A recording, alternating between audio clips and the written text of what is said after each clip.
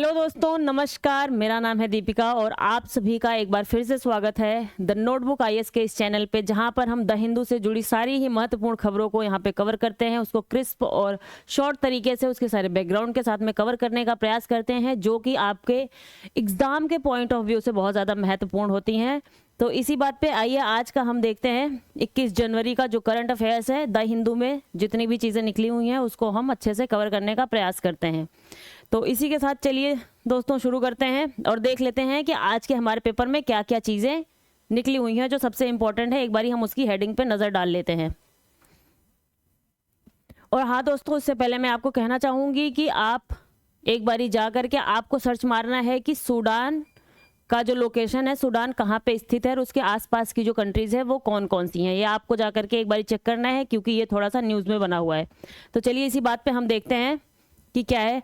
हमारी पहली न्यूज़ क्या कह रही है, wetland nature tourism gets a fillip. ठीक, तो ये हम देखेंगे कि ये चीज़ क्या है। दूसरी है, government too soon fence border between India and Myanmar. Myanmar India के बीच में बॉर्डर बनाने की बात की जा रही है। तीसरा, फ्रॉम कौशल्याज लैंड राम सेतु सारी अनफोल्ड्स रेयर वीव। ठीक है, इसको भी हम देखेंगे, राम टेम्पल से थोड़ा संबंधित है। रामनाथ स्वामी टेम्पल को देखेंगे जहां हमारे मोदी जी गए हुए हैं। What are labour rules for workers abroad, अभी इन चीज़ों के बारे में भी न्यूज़ चल रही है, तो इसको भी हम देखने वाले हैं। कुछ लेबर रूल्स के बारे में, जो कि कुछ लोग इजराइल जा रहे हैं, हमारी गवर्नमेंट भेज रही है, तो उसके बारे में भी हम यहाँ पे देखने का प्रयास करेंगे। ethnic killings in Sudan city left up to 15,000 dead says UN। UN की रिपोर्ट आई है जो कह रहा है कि सूडान में कम से कम इतने लोग मारे जा चुके हैं। तो मैंने यही कहा कि ये प्लेस इन न्यूज़ में है और इस टाइप के क्वेश्चंस हमारे प्रीवियस ईयर में आप देखेंगे, यूपीएससी के एग्जाम में भी और यूपीपीसीएस के भी एग्जाम में आप देखेंगे कि क्वेश्चंस आते हैं कि कहाँ पे जो है सिविल वॉर इन कंट्रीज़ में से कहाँ पे सिविल वॉर चल रहा है या कहाँ पे दो कंट्रीज़ के बीच में वॉर चल रहा है। तो कुछ ऐसे जो है साइट्स के नाम दे देते हैं, प्लेस के नाम दे देते हैं वो, और आपसे पूछते हैं कि इन सारे प्लेसेस में क्या कॉमन है। ठीक, तो उसके हिसाब से हम इस न्यूज़ को कवर करने का यहाँ पे प्रयास करेंगे। और हमारी लास्ट न्यूज़ होगी, world Vision India loses FCRA registration. ठीक है, तो यहाँ पे ये एक NGO इंस्टीट्यूट है जिसने जो है FCRA के रजिस्ट्रेशन को लूज कर दिया है। गवर्नमेंट ने इसको जो है रजिस्टर्ड नहीं किया है FCRA के अंडर में, तो इसको हम देखेंगे। इसके साथ में हम देखेंगे कि FCRA क्या है, उसकी थोड़ी सी बैकग्राउंड डेटा को जानने का प्रयास करेंगे, क्योंकि ये कंटिन्यूअसली काफ़ी हमारे न्यूज़ में बना हुआ है। तो चलिए दोस्तों शुरू करते हैं हम अपने पहले आर्टिकल के साथ में। हमारा पहला आर्टिकल क्या है, ये देखिए, बहुत ही इंपॉर्टेंट आर्टिकल है दोस्तों। ठीक है, ये रामसर साइट से जुड़ी हुई चीज़ें हैं यहाँ पे, तो हम देखते हैं। Wetland nature tourism gets a fillip. ठीक है, जो वेटलैंड्स हैं, जो रामसर साइट्स हैं, गवर्नमेंट वहाँ पे जो है नेचर टूरिज्म को बढ़ाने का प्रयास कर रही है। तो इसी के मद्देनज़र हम जो है इस न्यूज़ को देख रहे हैं। यहाँ पे क्या है कि 16 Ramsar sites including Chilika lake. Chilika lake आपको बताना है कहाँ पे है, बता ही देती हूँ, उड़ीसा में है। तो 16 रामसर साइट, 16 रामसर साइट्स को, जिसमें से चिल्का लेक भी है, उसको इंक्लूड किए हुए हैं। उसको हम जो है नेचर टूरिज्म के तहत जो है प्रमोट करेंगे अभी के लिए, जिसमें से हमने 5 को जो है एज अ पायलट प्रोजेक्ट के तौर पे जो है वहाँ पे हमने कुछ शुरुआत कर दी है प्रोजेक्ट की। ठीक है, तो ये हम देखेंगे कि ये सारी न्यूज़ क्या है, और हम यहाँ पे थोड़ा सा रामसर साइट के बारे में भी देखने का प्रयास करेंगे। ठीक, जो हमारी 16 रामसर साइट्स हैं have been identified under the initiative, 5 of them have been taken up as a pilot project. वो 5 कौन सी हैं? 5 वो हमारी हैं, ये आपका है सुल्तानपुर नेशनल पार्क। देखिए, ये इंपॉर्टेंट साइट्स हैं, हमें थोड़ी याद रखनी पड़ेंगी, हमारे एग्जाम में आने की पूरी संभावना है इसकी, और ये पहले पेज की सबसे पहली न्यूज़ निकली हुई है, तो ये बहुत ही इंपॉर्टेंट है उस लिहाज से। ठीक है, तो पहला क्या है, जो 5 के 5 हमारे जो वेटलैंड जिनको शामिल किया गया है पायलट प्रोजेक्ट के अंदर में, वो क्या है? पहला है हमारा सुल्तानपुर नेशनल पार्क। ये कहाँ पे है? आपका हरियाणा में। ठीक, भितरकनिका मैंग्रोव्स ओडिशा का, चिल्का लेक ओडिशा का, सिरपुर मध्य प्रदेश का, and Yashwant Sagar Madhya Pradesh. 2 site आपकी रामसर की मध्य प्रदेश की हैं, 2 साइट आपकी जो है ओडिशा की हैं, एक है आपकी सुल्तानपुर की साइट। तो ये चीज़ें आपको ध्यान में रखनी है दोस्तों, जो कि बहुत ही ज़्यादा इंपॉर्टेंट है। ठीक है, और इसको जो है कौन कौन सी मिनिस्ट्री जो है इसको, इस प्रोजेक्ट को जो के तहत जो है काम कर रही है, वो मिनिस्ट्री कौन है main? The initiative to develop these sites has been taken by the Union Tourism Ministry union tourism ministry, और कौन सी है, ministry of environment, forest and climate change, ठीक है, जो हमारा पर्यावरण मंत्रालय है वो, और दूसरा हमारा जो है जो टूरिज्म मिनिस्ट्री है, वो दोनों मिलकर के इस प्रोजेक्ट को चलाने का प्रयास कर रही हैं, जो कि टाइम पे जो सारे स्टेट्स हैं वहाँ के कोऑर्डिनेशन और जो अदर मिनिस्ट्रीज है उनके साथ में कोऑर्डिनेट करके जो है इस प्रोजेक्ट को चलाने का प्रयास करेंगे हम। ये हमारे किसके अंडर में आ रही है, कौन सा इनिशिएटिव शुरू किया था गवर्नमेंट ने शुरू किया था, अमृत धरोहर इनिशिएटिव, अमृत धरोहर,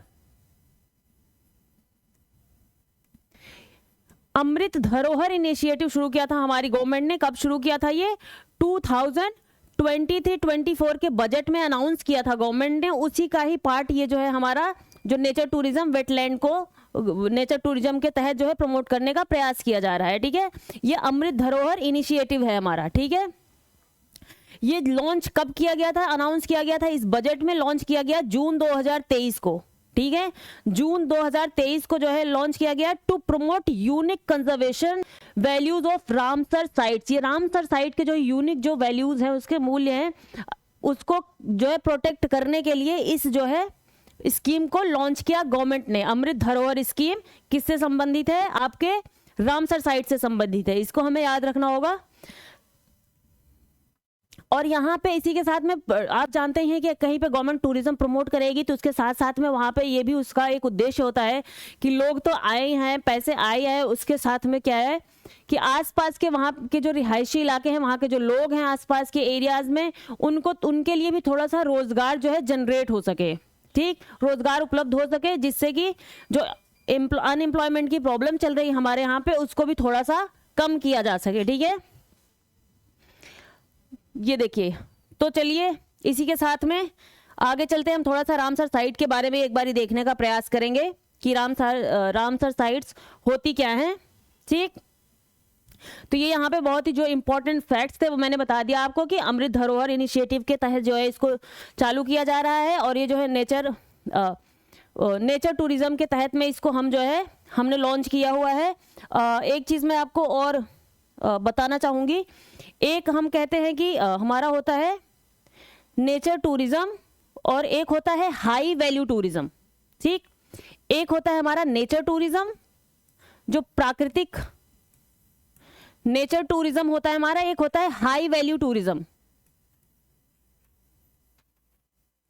हाई वैल्यू टूरिज्म।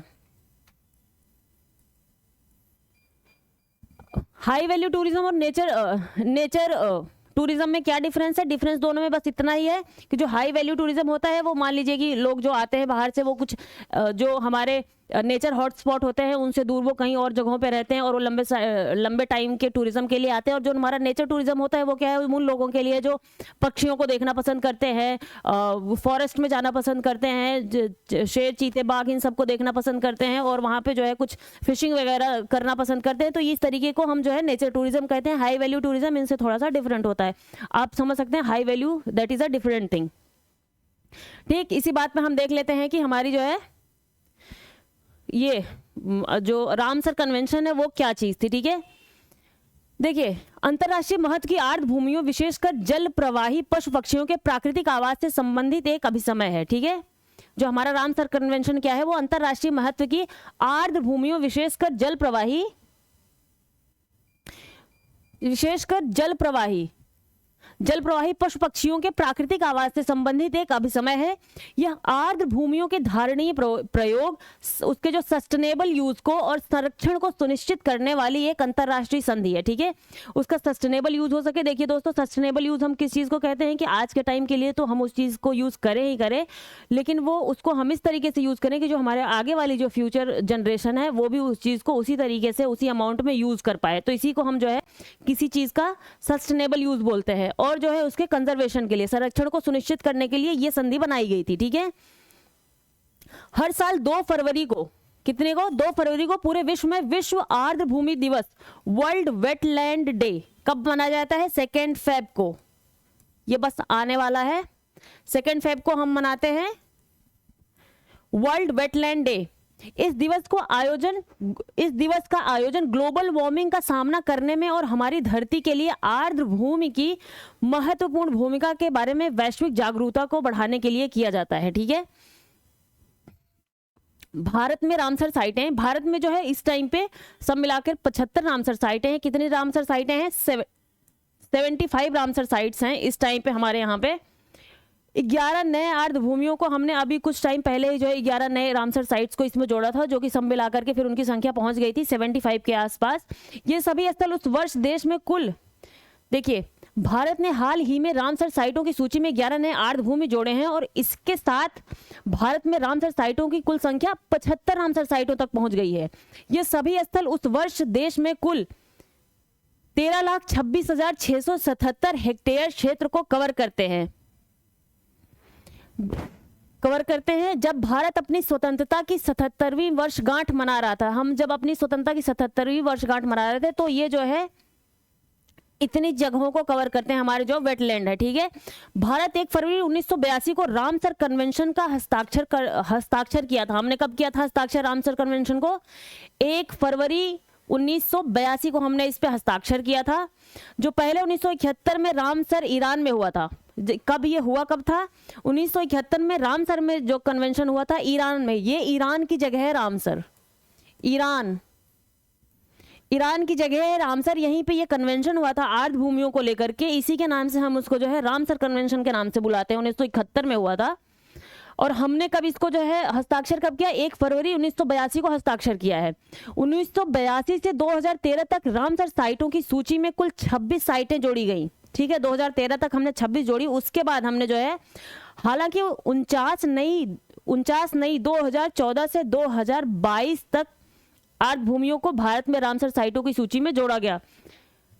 1982 से 2013 तक सिर्फ हमने 26 साइटें ही जोड़ी थी। बाकी हमने जो है 2014 से 2022 के बीच में जो है टोटल 49 जो है हमने 1 कम 50 इतनी साइटों को हमने जो है रामसर साइट में जोड़ दिया। और अब 2022 में कुल 28 साइटों को भारत में रामसर साइटों की सूची में जोड़ा गया है। ठीक है, ये 2022 में इतनी साइटों को अकेले जोड़ दिया गया। सर्वाधिक संख्या तमिलनाडु में है। रामसर साइट सबसे ज्यादा कहाँ पे है? That is a important fact. सबसे ज्यादा रामसर साइट्स कहाँ है? तमिलनाडु में है सबसे ज्यादा रामसर साइट्स। रामसर साइटों की संख्या 14 संख्या है वहां पे। इसके बाद यूपी में है। देखिए, ये बहुत ही इंपॉर्टेंट क्वेश्चन ऐसे बन सकता है कि सबसे ज्यादा रामसर साइट्स कहाँ पे हैं? वो है तमिलनाडु में, जिनकी संख्या 14 है। और इसके बाद आपका यूपी में कितनी है? 10 हैं। ठीक, यूपी में 10 रामसर साइट्स हैं। ये हमें याद रखना है क्योंकि अभी आपका आरओ का भी एग्जाम आने वाला है, तो इसमें ये बहुत ही इंपॉर्टेंट क्वेश्चन हो सकता है आपके लिए। तो ये सारे फैक्ट्स थे रामसर साइट से जुड़े हुए, जिनको हमें ध्यान में रखना बहुत ज़्यादा जरूरी है। तो हाँ दोस्तों, ये वही चीज़ें हैं यहाँ पे कि ये रामसर साइट एक आर्द्र भूमि साइट जिसे रामसर कन्वेंशन के अनुसार अंतरराष्ट्रीय महत्व दिया गया, या वेटलैंड्स पर कन्वेंशन, इसको हम क्या बोलते हैं? वेटलैंड्स पर कन्वेंशन, या यूनेस्को द्वारा स्थापित एक अंतरराष्ट्रीय संधि है। किसके द्वारा स्थापित है ये? यूनेस्को द्वारा। जो रामसर स्थलों के संरक्षण और टिकाऊ उपयोग के लिए एक 1975 में हुआ, 1971 में था कन्वेंशन हमारा, 1975 में ये लागू हो गया। ठीक है, और इसका नाम उसी के शहर पे रखा गया जहां पे ये 1971 में हुआ था। ये वही चीजें हैं। ठीक दोस्तों, चलते हैं अब इसके आगे। हम वही सारी की सारी चीजें हमने यहाँ पे भी जो है दे रखी हैं। वेटलैंड्स पर रामसर कन्वेंशन वेटलैंड्स को दलदल, फेन, पीठभूमि या पानी के क्षेत्र, चाहे प्राकृतिक या कृत्रिम, अस्थाई या अस्थाई, इसमें अस्थाई और अस्थाई दोनों हम शामिल करते हैं, ये हमें याद रखना है। स्थिर या बहने वाला, ताजा, खारा या नमक वाला क्षेत्र जिसमें समुद्री पानी की गहराई के क्षेत्र शामिल हैं। क्या क्या हम इसमें शामिल करते हैं? This is a very important thing. वो क्या चीजें हैं? इसमें हम जो है शामिल करते हैं दलदल को, जो मार्शी लैंड होता है, फेन, पीठभूमि या पानी के क्षेत्र को, चाहे वे प्राकृतिक या कृत्रिम हो, चाहे हमने खुद बनाया हुआ हो या वो जो है नेचर ने बनाया हुआ वो उस स्थान को, अस्थाई हो या अस्थाई, वो कुछ समय के लिए हो या कुछ टाइम बाद वो सूख जाती हो, इस टाइप की हो, या स्थिर हो, या जैसे लेक हो गई या बहने वाली कोई नदी हो गई, ताजा पानी हो, या फिर फ्रेश वाटर हो, या फिर वो जो है ब्रैकिश वाटर हो, खारा या नमक वाला क्षेत्र हो, जिसमें समुद्री पानी की गहराई के क्षेत्र शामिल हैं। इसमें ये भी चीजें शामिल हैं, हमें याद रखनी है दोस्तों, ठीक है। इनको हम जो है इसके अंदर में परिभाषित करते हैं, ठीक है। जिनमें से कम ज्वार पर 6 मीटर से अधिक नहीं होता। ये जो समुद्री पानी की गहराई वाले क्षेत्र हैं उनको हम क्या है, उनमें से जो कम ज्वार पर 6 मीटर, जब हमारे यहाँ पे ज्वार आता है, जब कम जो है टाइड होता है, टाइड जब हल्का होता है तो उसमें क्या है 6 मीटर से अधिक गहरा ना हो। ज्वार जब कम हो तो उस टाइम पे भी वो एरिया जो है, जो समुद्र वाला एरिया जो हम कह रहे हैं, वो 6 मीटर से अधिक गहरा नहीं होना चाहिए, ठीक है। इस कन्वेंशन द्वारा जो मिशन तय किया गया है वह है दुनिया भर में सतत विकास प्राप्त करने में योगदान के रूप में स्थानीय और राष्ट्रीय कार्यों और अंतर्राष्ट्रीय सहयोग के माध्यम से सभी आर्द्रभूमि का संरक्षण और बुद्धिमानी से उपयोग। ठीक है दोस्तों, तो ये बहुत ही इंपॉर्टेंट न्यूज़ थी हमारी रामसर साइट से संबंधित, और हमारी गवर्नमेंट जो टूरिज्म को बढ़ाने का प्रयास कर रही है इन सारे एरियाज में। तो ये सारे चीज़ें फैक्ट आपको देखनी है, और आपको जा करके एक बारी थोड़ा सा ज़्यादा जो नए नए रामसर साइट्स इसमें ऐड हुए हैं उनको जाकर के थोड़ा सा रट्टा मारना पड़ेगा। और यहाँ पे हमने जो आपको बताया कि सबसे ज़्यादा जो है कहाँ पे है हमारे जो है तमिलनाडु में है सबसे ज़्यादा रामसर साइट, उसके बाद यूपी में आती है, ठीक है। तो याद रखना है, आपको जो है क्रम में देकर के क्वेश्चन पूछ सकता है कि सबसे ज़्यादा कौन से स्टेट में रामसर साइट्स हैं, तो उसमें ऑप्शंस के तौर पे ऐसे ऊपर नीचे करके दे सकता है, तो आप उसमें कंफ्यूज नहीं होंगे, इसको थोड़ा सा याद रखेंगे तो ठीक है। दोस्तों चलते हैं हम अपने अगले आर्टिकल की तरफ। अगला आर्टिकल क्या कह रहा है हमारा, government too soon fence border between India and Myanmar. हमारी गवर्नमेंट ने सोचा है कि जो इंडिया और म्यांमार के बीच में जो बॉर्डर है, क्योंकि काफ़ी टाइम से वहाँ पे लड़ाइयाँ चलती हैं म्यांमार में, आप जानते हैं कि इतने सालों से वहाँ पे जो है सिविल वॉर की स्थिति बनी हुई है, तो उससे क्या है हमारा पूरा का पूरा जो नॉर्थ ईस्ट वाला एरिया है पूरा का पूरा बॉर्डर जुड़ा हुआ है वहाँ से, तो उससे जो है वहाँ के लोग यहाँ पे आते हैं और यहाँ पे भी जो है मिसक्रींट जो होते हैं आकर के यहाँ पे भी उपद्रव मचा देते हैं, यहाँ पे भी जो है प्रॉब्लम्स क्रिएट करते हैं। तो जो मणिपुर के लोग हैं वो ये नहीं चाहते कि वहाँ के लोग इलीगली जो है ज़बरदस्ती हमारे यहाँ पे घुस जाए।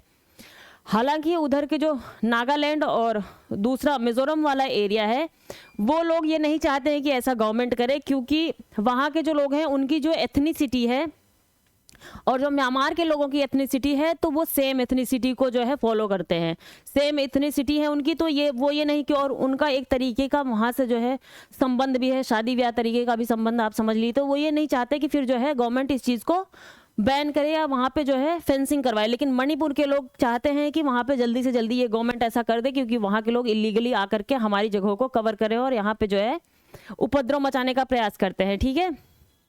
तो न्यूज़ यही है कि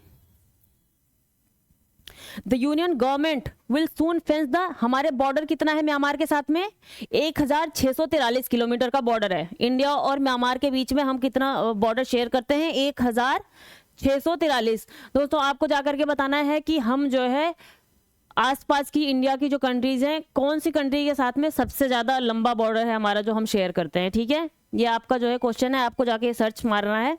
तो 1643 किलोमीटर बॉर्डर हमारा कहाँ पे है, म्यांमार और जो है इंडिया के बीच में है। इसी को जो है बंद करने की कोशिश कर रही है government. Myanmar and will consider ending it's free movement regime, FRM, free movement regime. Government हमारी 2018 में ये लेकर के आई थी, फ्री मूवमेंट रेजिम जो है लेकर के, ये हमारी एक स्कीम लेके आई थी गवर्नमेंट, जिसमें जो है आसपास की जो हमारी कंट्रीज थी उनसे फ्रीली आने जाने का बिना वीज़ा के जो है जिससे हम आ जा सकते थे, तो उसी को गवर्नमेंट कह रही है कि अब हमारा जो म्यांमार के साथ में जो FMR था, फ्री मूवमेंट रेजिम था, इसको हम जो है ख़त्म करेंगे। अब हम जो है उनको रोकेंगे कि वो डायरेक्टली यहाँ पे ना घुसने पाए हमारे इंडियन कंट्री में, ठीक है। तो ये जो सारी न्यूज़ थी ये मैंने आपको बता दी यहाँ पे।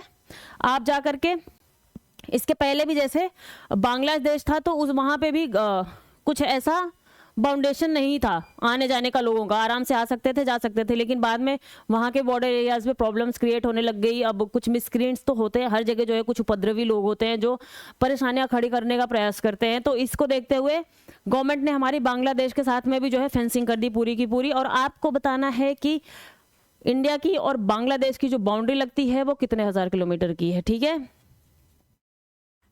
तो चलिए दोस्तों, इसी के साथ हम आगे बढ़ते हैं अपने अगले आर्टिकल की तरफ। ये भी काफ़ी इंपॉर्टेंट आर्टिकल था जो मैंने आपको यहाँ पे बता दिया। एफएमआर फ्री मूवमेंट रेजिम 2018 में हमारी गवर्नमेंट लेकर के आई थी, इसी को बंद करने का प्रयास कर रही है अब गवर्नमेंट। और ये हमारी जो है 1643 के बीच में हमारी बॉर्डर लगती है म्यांमार के साथ में।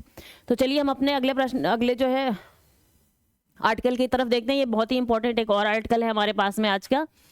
फ्रॉम कौशल्याज लैंड राम सेतु सारी अनफोल्ड्स रेयर वीव। ठीक है, ये कौशल्या का लैंड मतलब यहाँ पे एक है जो है दुष्यंत महर, ये एक तरीके की वहाँ पे साड़ी बनाते हैं। ये कौन सी जगह है हमारी?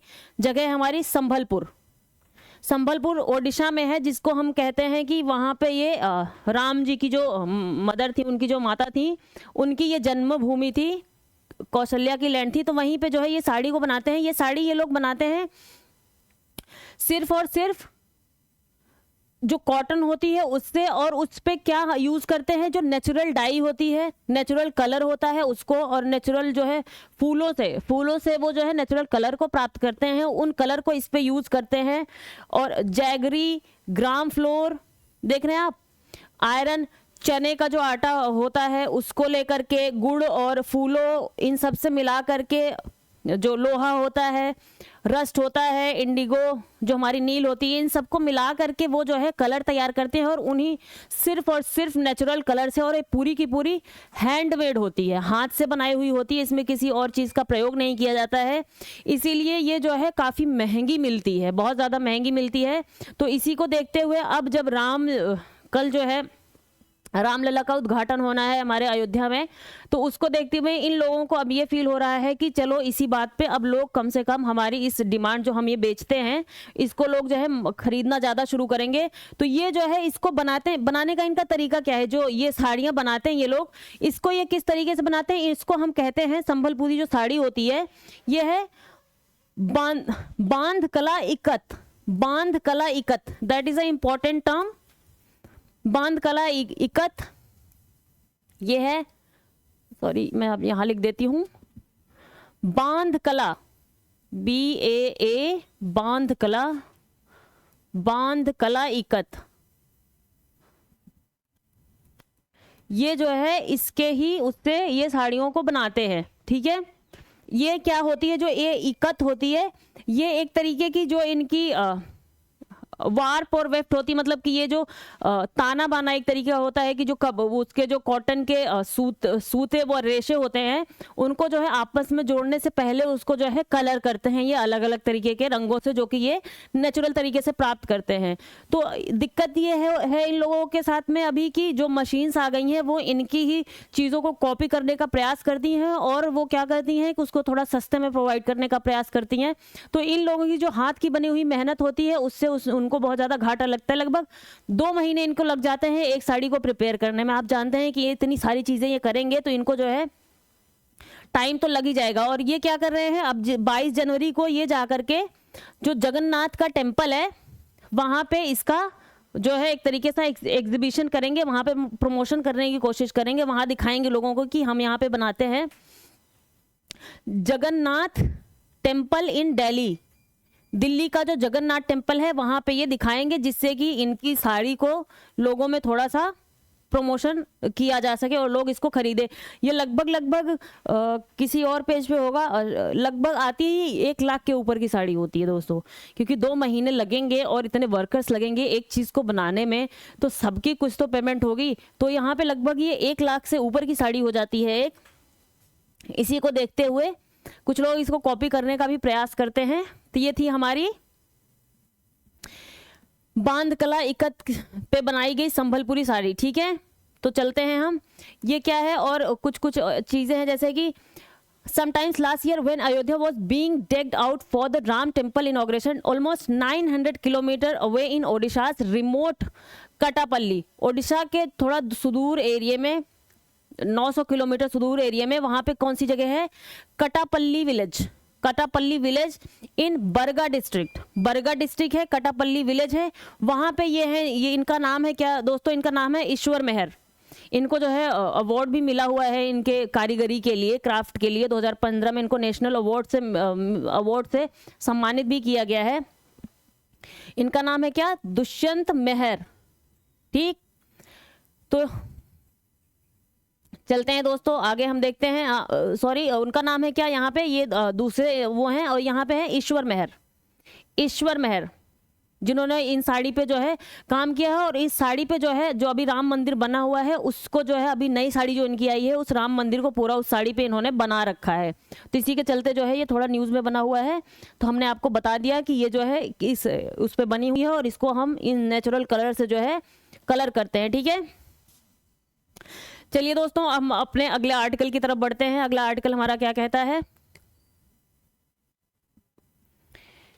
अगले आर्टिकल को देखते हैं। ये रहा, सॉरी ये शायद कल का आर्टिकल हो गया, सॉरी दोस्तों, ये रहा हमारा आर्टिकल, जो नया आर्टिकल है। तो इसके आगे भी हम इसको थोड़ा सा बैकग्राउंड भी देखने का प्रयास करेंगे।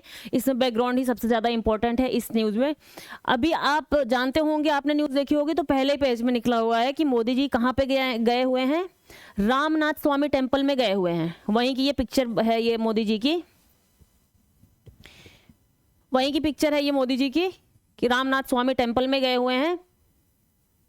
और वहां से फिर वो जो है तुथुकुंडी चले जाएंगे, अग्नि तीर्थम, अग्नि तीर्थम वहां पे जो है मोदी जी ने जाकर के स्नान किया है अग्नि तीर्थम में, ईस्टर्न बीच।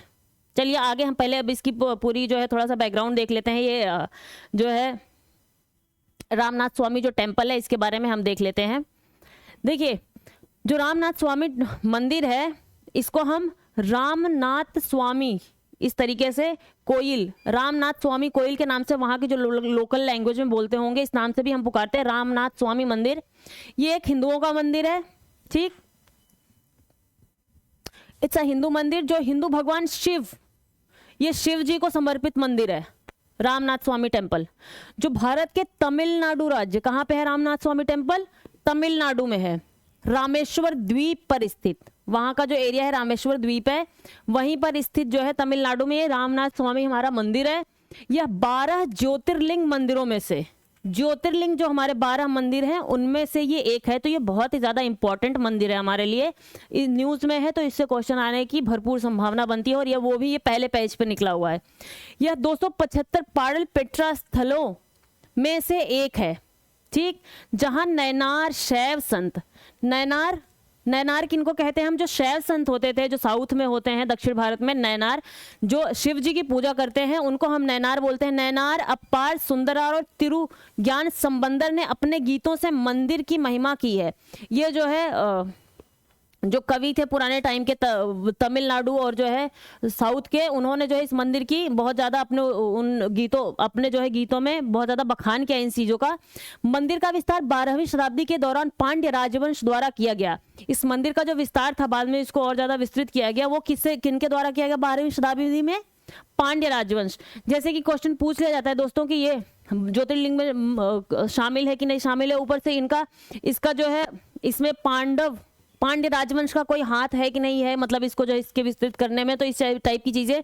और इसके प्रमुख मंदिर के गर्भगृह का जीर्णोद्धार जाफना साम्राज्य के राजा जयवीरा सिंह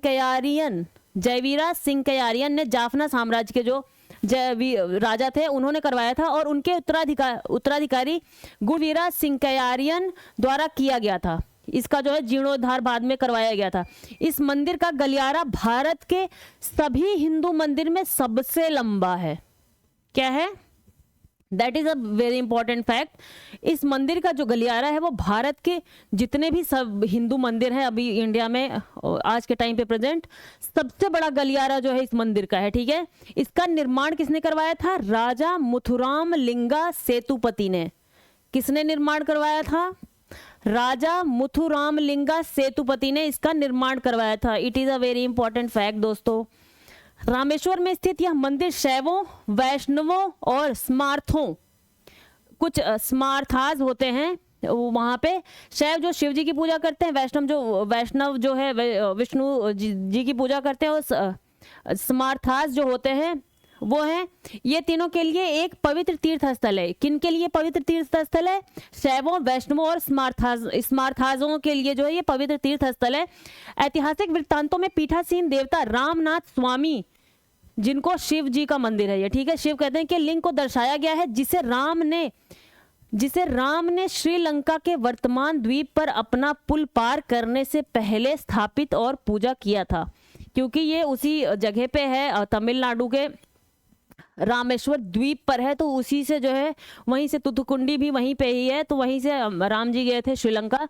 तो वहां पे जाने से पहले उन्होंने जो है इसी द्वीप पर अपना जब पुल पार किया था, उसके पहले जो है यहीं पे जो है इसको स्थापित करके मंदिर की शिव जी की मूर्ति को उन्होंने पूजा और अर्चना की थी। क्योंकि राम जी शिव जी के बहुत बड़े भक्त थे और शिव जी भी राम जी के बहुत बड़े भक्त थे। तो आज के टाइम पे, और ये 4 धाम जो तीर्थ स्थल है हमारे, जो 4 धाम तीर्थ स्थल है उनमें से एक है। This is a very important question, news यहाँ से क्वेश्चन बनने की पूरी संभावना है दोस्तों। क्योंकि आज के टाइम पे हमारी गवर्नमेंट जो है कल्चरल चीज़ों को, सांस्कृतिक चीज़ें जो हमारी हैं उनको प्रमोट करने का भी प्रयास कर रही है। तो ऐसी चीज़ों पे क्वेश्चन आने की संभावना, जो हमारी इतिहास से समृद्ध चीज़ें हैं उनको भी प्रमोट करने का गवर्नमेंट प्रयास कर रही है। तो ऐसी चीज़ों से संबंधित क्वेश्चन आने की भरपूर संभावना होती है। तो इसी के मद्देनजर हमने आपको इसकी पूरी की पूरी जानकारी यहाँ पे दे दी है। तो चलिए इसी के साथ में हम आगे बढ़ते हैं, हम अपने अगले आर्टिकल की तरफ। It is also a very important article. Article क्या है हमारा, what are labour rules for workers abroad. बात क्या हुई है कि जो हमारा क्या कहते हैं उत्तर प्रदेश और हरियाणा है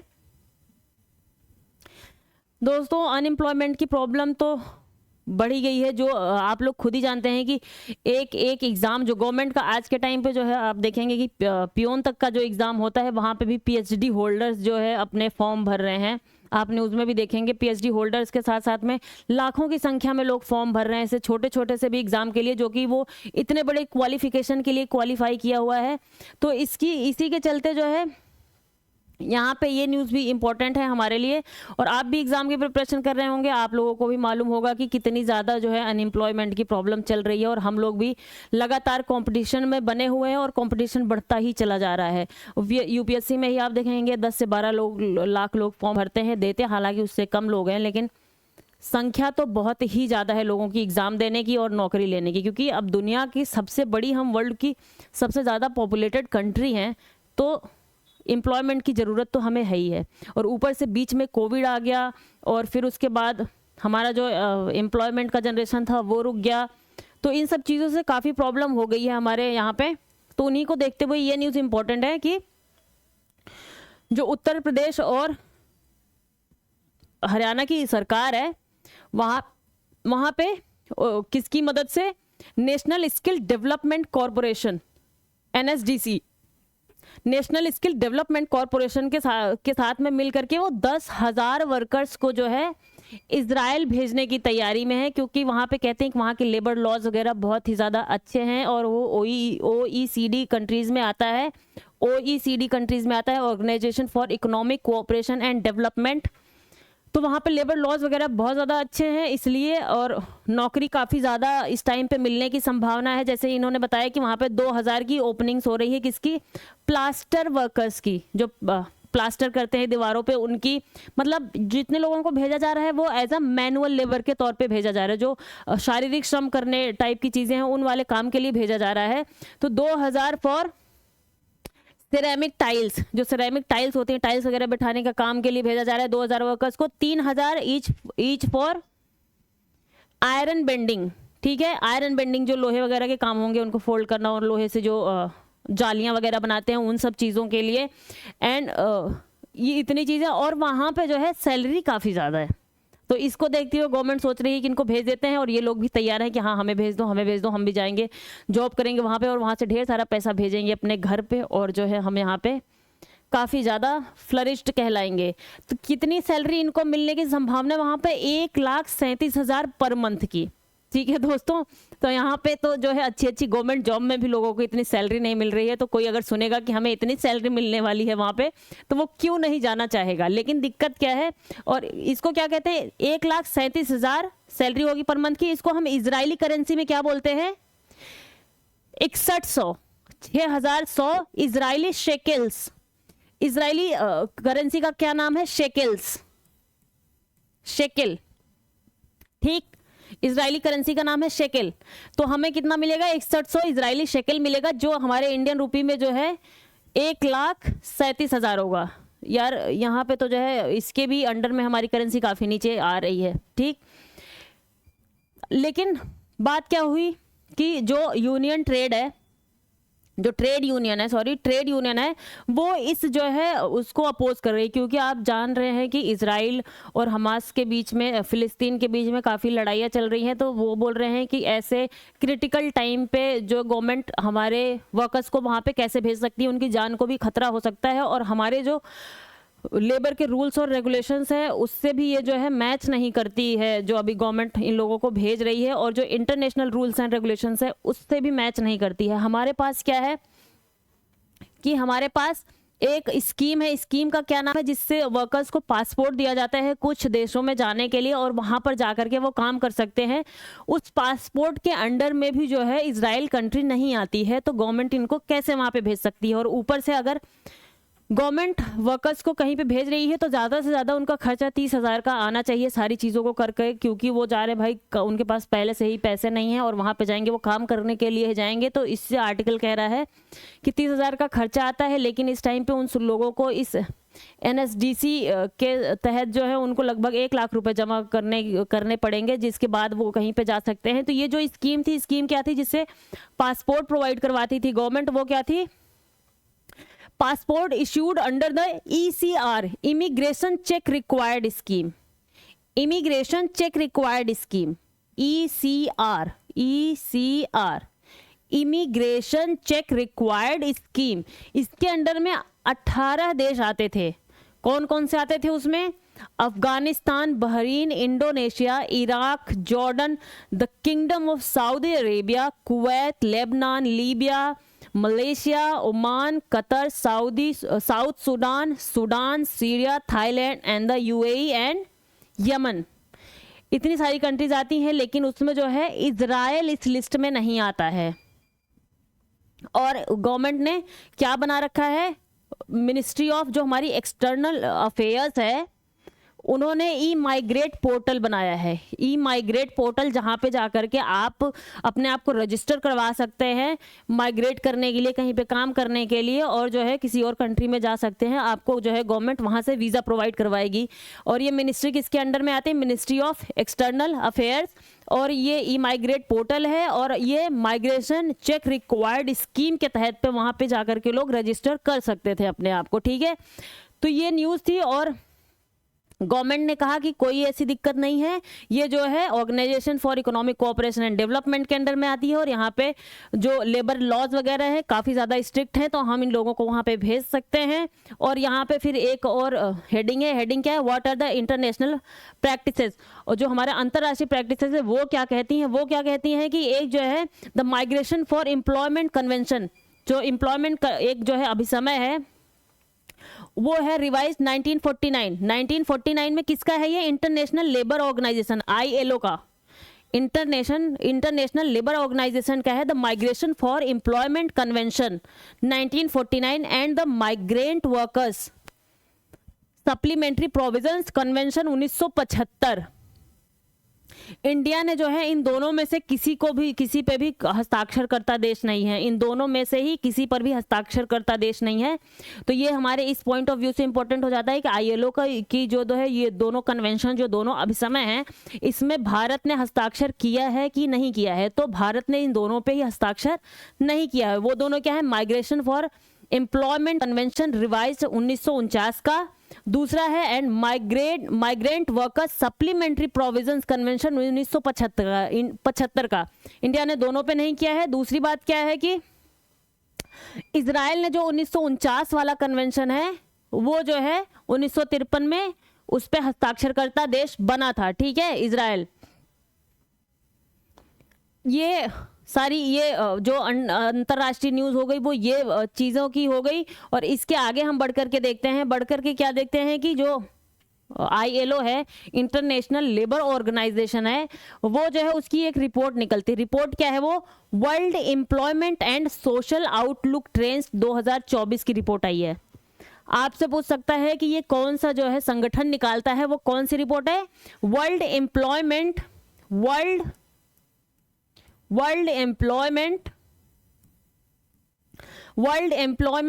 एंड सोशल आउटलुक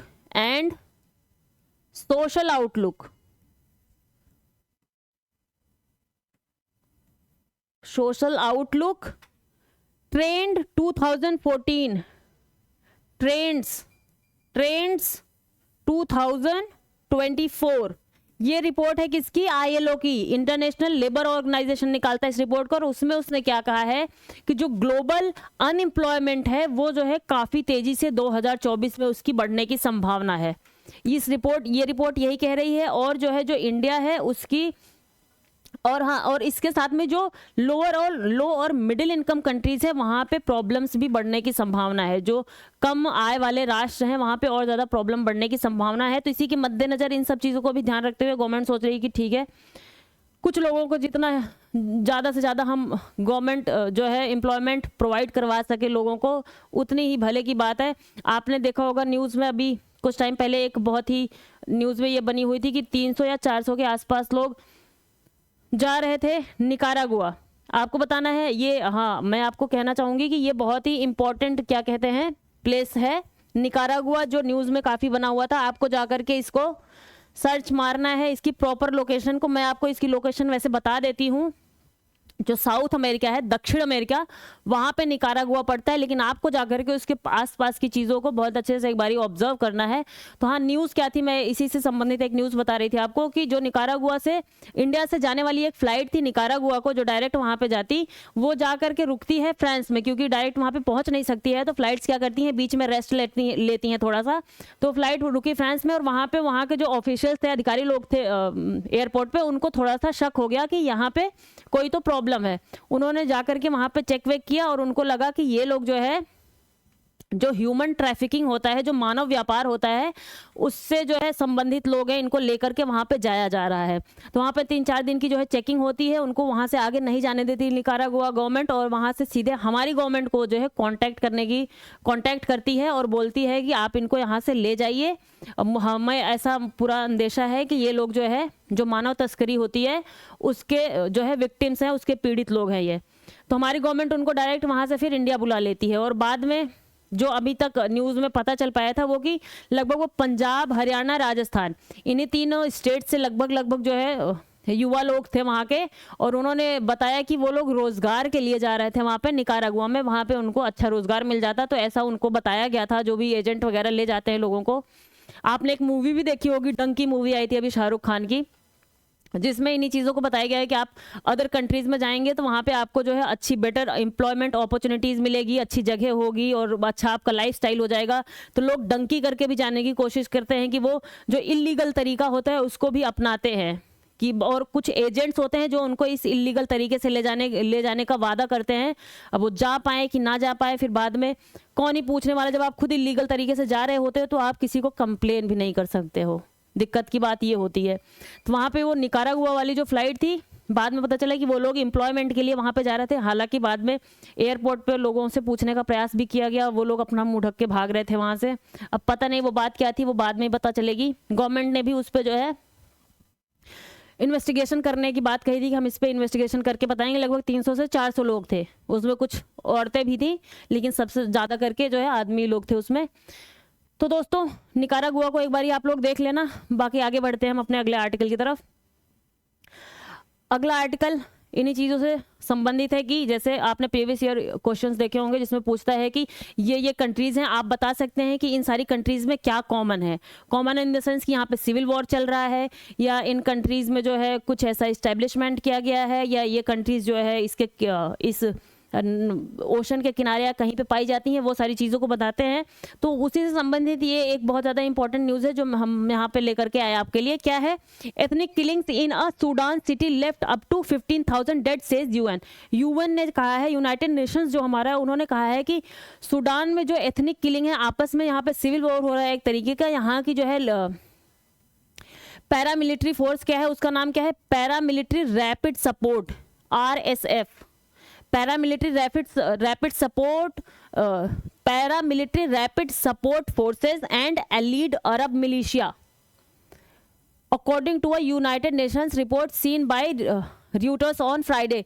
10,000 से 15,000 लोगों के बीच में यहाँ पे लोगों को मार दिया गया है इन दोनों के बीच में जो है लड़ाई के चलते हुए। City in South Sudan West Darfur region last year, ethnic violence by the paramilitary forces RSF द्वारा एथनिक वायलेंस किया गया, जिसमें से 10 से 15,000 लोगों को मार दिया गया है सूडान के जो है दारफुर रीजन में। ठीक, तो बस इतनी न्यूज़ थी यहाँ पे कि यहाँ पे अंदर ही अंदर सिविल वॉर चल रहा है और यहाँ पे लड़ाइयाँ चल रही हैं।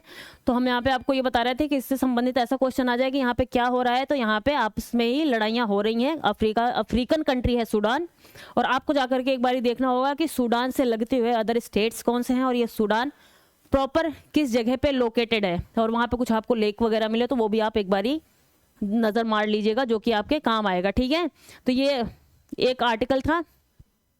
अगले आर्टिकल की तरफ हम चल लेते हैं, और यहाँ पे इस आर्टिकल से ज़्यादा इंपॉर्टेंट क्या है इसमें, ये है FCRA, foreign contribution regulation act जो है हमारा, वो बार बार न्यूज़ में आ रहा है। क्यों न्यूज़ में आ रहा है, कैसे न्यूज़ में आ रहा है और है क्या, हम इसको यहाँ पे थोड़ा सा जानने का प्रयास करेंगे। बात क्या हुई है, बात हुई है कि एक जो है NGO है, नॉन गवर्नमेंटल ऑर्गेनाइजेशन है, उसका नाम क्या है, वर्ल्ड विजन इंडिया। ठीक है, वर्ल्ड विजन इंडिया, इसको जो है FCRA के अंडर में जो है रजिस्टर करवाना था, लेकिन गवर्नमेंट ने जो है इसके रजिस्ट्रेशन को रद्द कर दिया। और इसके पहले भी आपने सुना होगा बहुत से जो है अदर जो ऑर्गेनाइजेशंस थे उनको भी जो है गवर्नमेंट ने FCRA के अंडर में जो है रजिस्टर नहीं किया, और FCRA में जो पहले से कुछ रजिस्टर्ड थे उनको भी जो है बाहर निकाल दिया उनमें से। ठीक है, World Vision India in operation in India for 70 years focuses on children's issue. जो वर्ल्ड विजन इंडिया है, ये बच्चों के जो इश्यूज होते हैं, बच्चों से संबंधित इश्यूज होते हैं, जो चाइल्ड लेबर हो गया और ये सारी चीज़ें हो गई, उनसे संबंधित इश्यूज को देख रहे थे। ये लगभग पिछले 70 सालों से काम कर रहे हैं इंडिया में। इनको जो है FCRA के अंडर में रजिस्ट्रेशन से मनाही कर दी गई है, तो ये इसलिए ये थोड़ा सा न्यूज़ में आ गया है, क्योंकि इतने टाइम से काम करने वाली चीज़ जो है NGO को मना किया गया है, तो न्यूज़ में आना ही था, जाहिर सी बात है। तो उसके साथ ही हम देखते हैं कि FCRA के बारे में, दैट इज़ हमारे वो एग्जाम पॉइंट ऑफ व्यू से हमारे ज़्यादा इंपॉर्टेंट है। ठीक है, विदेशी अंशदान विनियमन अधिनियम, ये जो है इंग्लिश में हम क्या बोलते हैं, हिंदी में विदेशी अंशदान विनियमन अधिनियम, इसको इंग्लिश में बोलते हैं foreign FCRA foreign contribution regulation act, FCRA foreign contribution regulation act. ठीक है, ये क्या है, विदेशी सरकारों द्वारा भारत के आंतरिक मामलों को प्रभावित करने के लिए स्वतंत्र संगठनों की सहायता से किए जाने वाले वित्त पोषण की आशंकाओं को ध्यान में रखते हुए FCRA को 1976 में आपातकाल के दौरान अधिनियमित किया गया था। ठीक है, क्या होता है कि कुछ लोग, जैसे हमारे यहाँ कुछ नॉन गवर्नमेंटल ऑर्गेनाइजेशंस होते हैं, कुछ ऐसे संगठन बना करके जो विदेशी कंपनियां होती हैं वो यहाँ पे जो है इन्वेस्ट करती हैं उन संगठनों में, और उसके माध्यम से हमारे अंदरूनी जो हमारा कंट्री है वहाँ पे आंतरिक रूप से अशांति को फैलाने का प्रयास करती हैं। तो इसी को देखते हुए 1976 में सरकार लेकर के आई थी, इंदिरा गांधी गवर्नमेंट लेकर के आई थी, ये जो है FCRA का रेगुलेशन, ये एक्ट लेकर के आई थी FCRA का। ठीक है, इसीलिए कि जिससे कि और लोग जो है यहाँ पे फंडिंग करके हमारे देश को जो है अस्थिर ना कर सके। ठीक, इस कानून ने व्यक्तियों और संघों को दिए जाने वाले विदेशी दान को विनियमित करने की मांग की, ताकि वे एक संप्रभु लोकतांत्रिक गणराज्य के मूल्यों के अनुरूप कार्य कर सकें। ठीक, इसमें संशोधन किया गया जल्दी में ही, विदेशी धन के उपयोग पर कानून को सशक्त करने तथा राष्ट्रीय हित में हानिकारक किसी भी गतिविधि के लिए उसके उपयोग को प्रतिबंधित करने हेतु 2010 में एक संशोधित FCRA अधिनियम लाया गया। ठीक है, संशोधित FCRA अधिनियम लाया गया 2010 में, और वर्ष 2020 में कानून में फिर से संशोधन किया गया, 2020 में भी इसको संशोधित किया गया, जिसने गैर सरकारी संगठनों द्वारा विदेशी धन की प्राप्ति और उपयोग पर नियंत्रण तथा जांच हेतु सरकार को और मजबूती प्रदान की। तो दोस्तों FCRA जो फॉरेन, आप इसके नाम से ही याद रख सकते हैं इस चीज़ को कि ये किस चीज़ से संबंधित हो सकता है, जो कि आपके एग्जाम में बहुत काम आ सकता है। ये 1976 में आया था और 2010 में और 2020 में इसको संशोधित किया था हमारी गवर्नमेंट ने।